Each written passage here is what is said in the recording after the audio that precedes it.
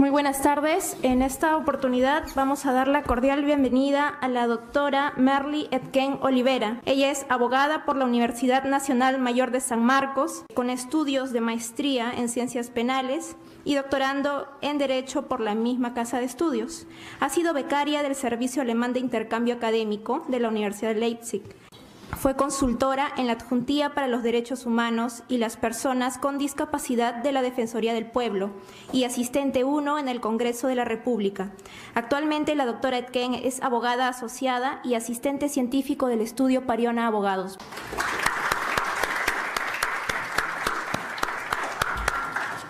Buenas noches con todos los presentes. Agradecer a la coordinadora del Centro de Estudios de Derecho Penal de la Universidad San Martín por esta oportunidad para poder compartir con ustedes algunos alcances sobre lo que es tratados internacionales en materia de lavado de activos. Previo a nuestra exposición vamos a recordar algunos conceptos previos de lo que es tratados internacionales en el derecho internacional público. Como nosotros sabemos, los tratados internacionales son ratificados por el presidente y también son evaluados por el Congreso de la República. Estos tratados internacionales que el Perú, como un Estado soberano, ratifica a nivel internacional, son objeto de cumplimiento. Su cumplimiento es de materia obligatoria para todos los Estados que suscriben cualquier tipo de tratado internacional, sea tratado internacional en materia de derechos humanos o sea tratado internacional de derecho penal. A nivel internacional, y también como lo regula nuestra Constitución política, nosotros tenemos dos formas de adecuar nuestro derecho interno a las normas internacionales. Si hablamos de tratados en derechos humanos, lo que suele suceder de manera usual y regular en nuestro ordenamiento jurídico es su aplicación de manera automática. Y eso es por lo que dice la cuarta disposición final y transitoria de la Constitución política. Ahora bien, ¿qué sucede con los tratados en materia de derecho penal, como es el Estatuto de Roma, la Corte Penal Internacional o incluso los tratados en materia de lavado de activos a nivel regional y a nivel universal? Estamos hablando de la ONU y a nivel universal, y a nivel regional estamos hablando de lo que es la OEA. Cuando hablamos de tratados en materia de derecho penal, lo que suele suceder por un principio de respeto de legalidad es que este tratado tenga que ser adecuado a nuestro derecho interno. ¿Qué quiere decir adecuado a nuestro derecho interno? Que una vez que el Estado se compromete internacionalmente con un tratado, lo suscribe, lo ratifica, este es derecho vigente para nosotros y por cuanto tiene que ser cumplido. Cumplido, pero no de manera automática, porque al ser una norma de derecho penal, usualmente va a necesitar una regulación interna para ello. Y eso es lo que sucede con el tema del lavado de activos. Nosotros hemos suscrito una serie de tratados internacionales en dicha materia que han sido objeto de regulación y adecuación en nuestro derecho interno, desde la primera norma que regula el delito de lavado de activos, incluyendo la actual que nosotros tenemos. Como les estaba comentando, en materia de lavado de activos, nosotros tenemos que adecuar nuestro derecho interno. ¿Por qué? Porque a nivel internacional existen dos formas de responsabilidad. Si el Estado peruano no cumple sus obligaciones a nivel internacional, va a tener responsabilidad estatal. Va a tener que, de alguna u otra manera, informar y ser objeto de sanciones a nivel internacional por el incumplimiento del tratado al que se sometió y al que suscribió de manera autónoma y soberana. Por ejemplo, el primer tratado internacional que nosotros hemos suscrito en materia de lavado de activos y el que generó justamente que nosotros criminalizáramos la conducta de lavado de activos fue la Convención de Viena. La Convención de Viena de 1988, suscrita por una serie de estados que abordaron la problemática del tráfico ilícito de drogas como un grave problema transfronterizo que ya no solo afectaba a un estado, dos estados, sino que afectaba a casi la mayoría de la comunidad internacional. Se suscribió este convenio con el objeto y con la finalidad de poder evitar que estas organizaciones dedicadas al tráfico ilícito de drogas puedan refinanciarse y puedan seguir cometiendo estos ilícitos de manera progresiva. Entonces, ¿qué es lo que se hizo? Se dijo, bueno, si el tráfico ilícito de drogas da determinadas ganancias, da determinados efectos, da determinados bienes, da un producto del delito, vamos a evitar que ese producto sea introducido al tráfico legal y ese producto sea objeto de refinanciamiento de esta actividad criminal. Es por eso que en Viena, por primera vez, por favor, anterior. Es por eso que en Viena por primera vez se tipifica como delito el lavado de activos, por primera vez. Luego vamos a ver cómo es que Viena va a ser objeto de evaluación en nuestro ordenamiento interno y cómo es que por Viena nosotros empezamos a tipificar el delito de lavado de activos. ¿Qué es lo que importa para nosotros en Viena? Importa algo muy importante y trascendental que va a ser transversal a todos los tratados internacionales, que es la constitucionalidad con la que estos tratados van a tener que ser recibidos en nuestro derecho interno y tener que ser adecuados de acuerdo a nuestras normas constitucionales. Siguiente. Luego de Viena vino la Convención Interamericana para la Represión del Financiamiento del Terrorismo. Esa diapositiva está mal. Vino el Convenio Internacional para el Financiamiento del Terrorismo. El Convenio Internacional para el Financiamiento del Terrorismo, si bien es cierto, no te establecía una conducta propia de lavado de activos, pero sí te establecía las consecuencias de financiar el terrorismo con el dinero obtenido de alguna manera por una actividad económica, actividad previa delictiva. ¿Y cuáles eran estos delitos que se cometían usualmente por el tema del terrorismo, un delito grave y que también mereció objeto de pronunciamiento por los estados? Decía que era el apoderamiento ilícito de las aeronaves, delitos contra la seguridad de aviación civil, también el delito contra la seguridad marítima, etc. Siguiente, por favor. Luego de esta convención viene una convención importante a raíz de la cual ya el delito de lavado de activos ya no va a ser solo el delito, su delito precedente no va a ser tráfico ilícito de drogas, sino va a ser un delito abierto a otros delitos que generen una ganancia ilícita. ¿Cuál es este convenio? Es la Convención de Palermo o la Convención de las Naciones Unidas contra la Delincuencia Organizada Transnacional. Este convenio es importante y va a ser objeto de debate incluso hasta ahora, por varias razones.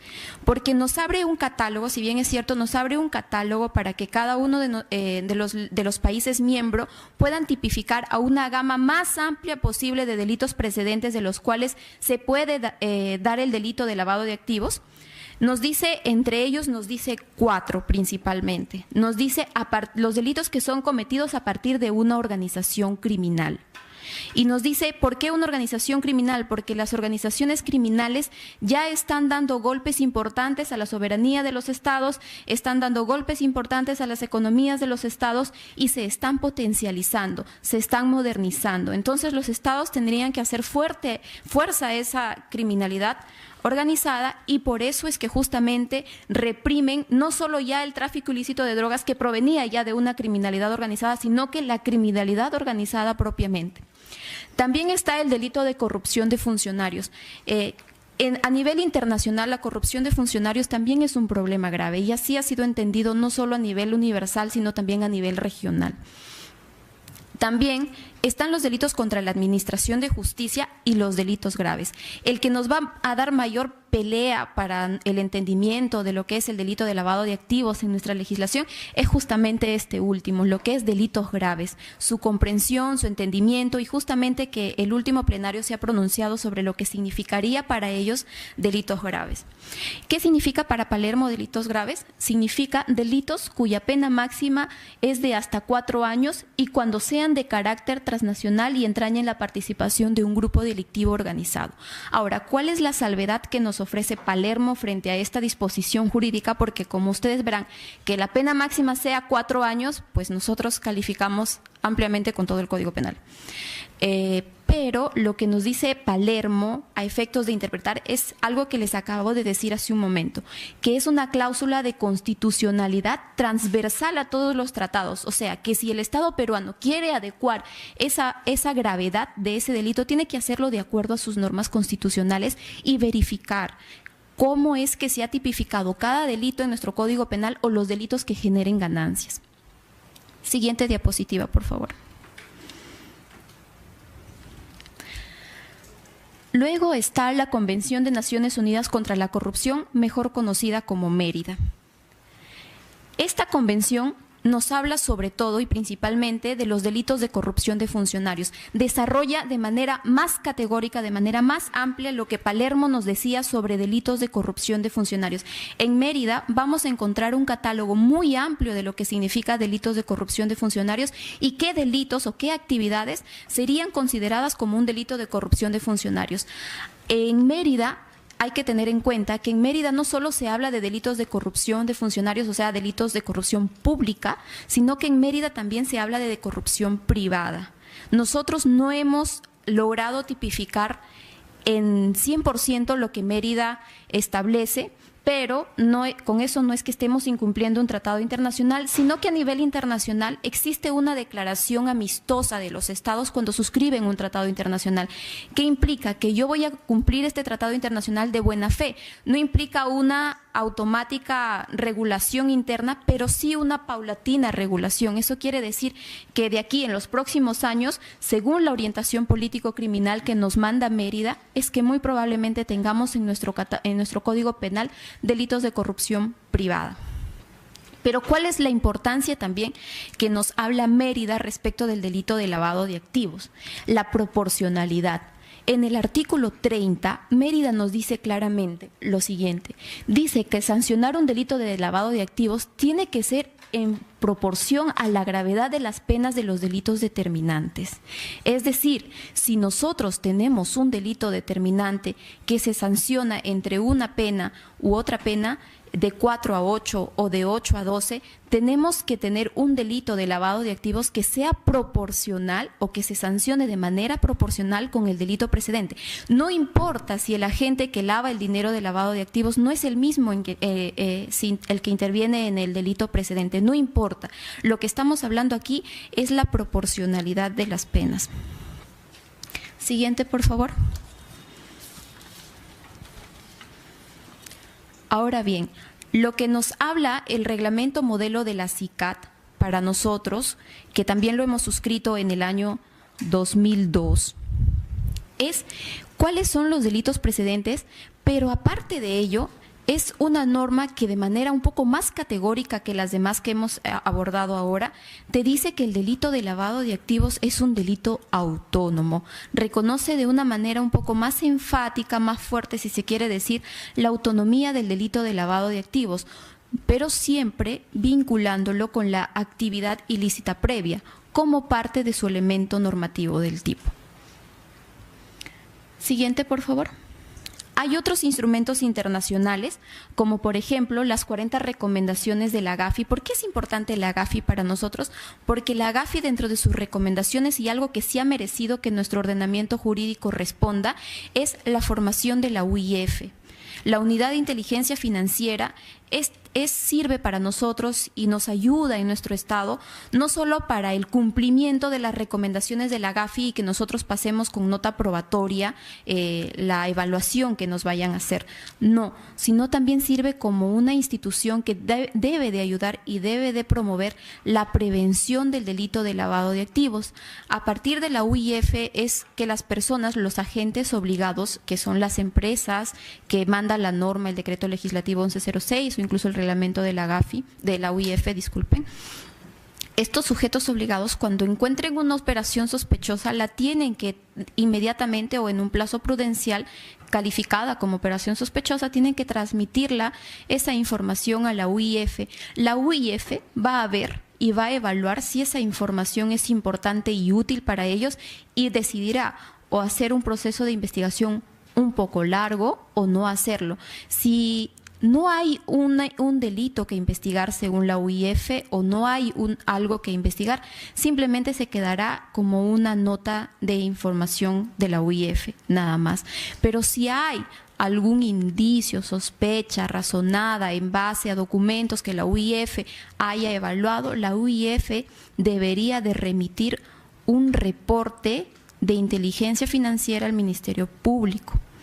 O también lo puede hacer a pedido del Ministerio Público. Estos reportes de la Unidad de Inteligencia Financiera pueden ser incluidos válidamente en un proceso penal. Eso es decisión del juez que investigue, del fiscal que investigue un delito de lavado de activos. Importante también es la declaración de los principios de Basilea sobre la prevención y utilización del sistema bancario para blanquear fondos. Aquí ponen mayor énfasis en la diligencia debida de la UIF. ¿Qué significa diligencia debida para la UIF? Diligencia debida implica que la UIF, cuando tiene una operación sospechosa o cuando el agente obligado reporta o conoce de una operación sospechosa, esta operación sospechosa tiene que ser reportada en un tiempo prudencial para que la UIF pueda actuar de manera eficaz, para que la UIF pueda obtener información certera y en el tiempo en que la operación se puede estar dando, para que la UIF pueda reportar esto a las autoridades competentes, para que la UIF pueda levantar el secreto bancario y la reserva tributaria, o para que la UIF incluso pueda pedir el congelamiento de las cuentas. La diferencia entre levantar el secreto bancario y reserva tributaria como función de la UIF es que esto lo tiene que pedir al juez. En cambio, el congelamiento de una cuenta lo puede hacer de oficio. La Convención Europea sobre el Blanqueo, Seguimiento y Secuestro y Decomiso del Producto del Crimen, suscrita por nosotros, todavía no ratificada, en diciembre de 1990. Cualquier delito puede ser delito fuente del delito de lavado de activos. Ahora bien, hemos hablado lo que significan, lo que son los tratados internacionales de los cuales nosotros somos parte para el delito de lavado de activos. Ahora vamos a ver cómo es que han influido estos tratados internacionales en la normativa interna que nosotros tenemos para el lavado de activos. Siguiente diapositiva, por favor. Siguiente. Por ejemplo, nuestra primera ley de lavado de activos es el Decreto Legislativo 736 del 8 de noviembre de 1991. Como recordamos, en 1991 para nosotros estaba vigente Viena. Entonces, el lavado de activos en ese tiempo formaba parte del tráfico ilícito de drogas. Era un supuesto más de tráfico ilícito de drogas. Lo mismo sucedía con la ley número 25404, con la diferencia de que aquí se sacó tráfico ilícito se sacó lavado de activos de tráfico ilícito de drogas y se lo llevó hasta receptación, porque la figura era muy similar. Luego tenemos el decreto legislativo número 25428, en donde se devuelve al delito de lavado de activos, se devuelve otra vez como parte del delito de tráfico ilícito de drogas. Y como verán, seguimos en Viena porque Viena nos decía que era parte de tráfico ilícito de drogas. Luego tenemos la ley 26223, en donde el lavado de activos sigue siendo parte del tráfico ilícito de drogas. Pero, ¿qué pasa después de estas normas? Después de estas normas en nuestra legislación, cuando ya hemos suscrito otros tratados como Palermo, cuando ya somos parte de otras convenciones internacionales, entonces ya no vamos a tener un delito de lavado de activos proveniente del tráfico ilícito de drogas, sino que este delito va a ser proveniente también de otros ilícitos. Por ejemplo, la ley 27765, en donde la influencia ya es Palermo y las demás. El delito de lavado de activos ya no va a ser entendido solo a partir de drogas, sino a partir de otros delitos con capacidad de generar ganancias: terrorismo, minería ilegal, prostitución, trata de personas, etc. Siguiente, por favor. Ahora, el decreto legislativo 1106 y el que ha sido objeto de la sentencia plenaria última. Este decreto legislativo ha tenido ya influencia de todos los tratados que hemos visto. Ha tenido influencia de la Convención de Viena, ha tenido influencia de la Convención de Palermo, de Mérida, y sobre todo lo que nos hablan, lo que nos dicen los jueces de la Suprema es que ha tenido mayor influencia y fuerza rectora de la CICAT. ¿Qué es lo que nos dice? Cualquier otro delito con la capacidad de generar ganancias. Lo que la Corte Suprema nos advierte, nos dice sobre este delito. Siguiente diapositiva, por favor. Siguiente. Es que el artículo 10, que regula el decreto legislativo 1106, sería como declarativo, es un artículo declarativo de la autonomía del delito de lavado de activos y no implica que el delito de lavado de activos necesariamente provendría de alguno de los delitos tipificados en el artículo 10 del Decreto Legislativo 1106. ¿Cuál sería el origen, según lo que nos dicen esta sentencia plenaria? Nos dice que el origen es el reglamento modelo de la CICAT.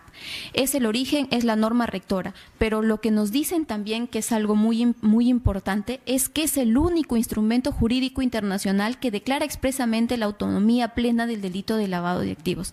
Ahora, como ustedes conocen y ya lo hemos advertido y hemos recordado algunos conceptos de derecho constitucional y derecho internacional público, es posible que una sentencia plenaria nos diga qué delitos o qué tratados van a ser aplicables al derecho interno y qué tratados no.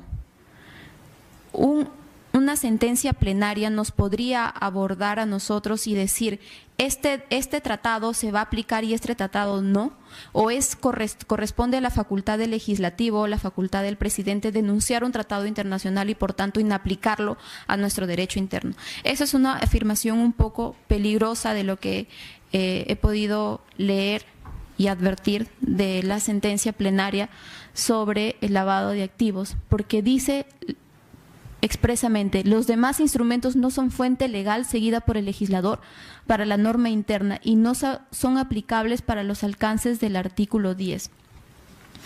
En consecuencia, a lo que quería llegar, y antes de abordar, y ya no voy a abordar otros temas porque intuyo que ya lo han llevado con otros docentes, es que este acuerdo plenario no puede inaplicar como fuente de derecho aplicable a los demás tratados internacionales. Esta norma o esta jurisprudencia no lo puede hacer de la manera como lo está haciendo, porque implicarían dos cosas importantes para nosotros: tener responsabilidad como Estado a nivel internacional por el incumplimiento de un tratado, y dos, es que no podríamos bajo ninguna circunstancia alegar derecho interno para el incumplimiento de un tratado internacional. Es lo que quería compartir con ustedes el día de hoy. Espero que les haya podido servir y sobre todo espero que hayan podido entender y comprender lo que les he querido presentar. Gracias.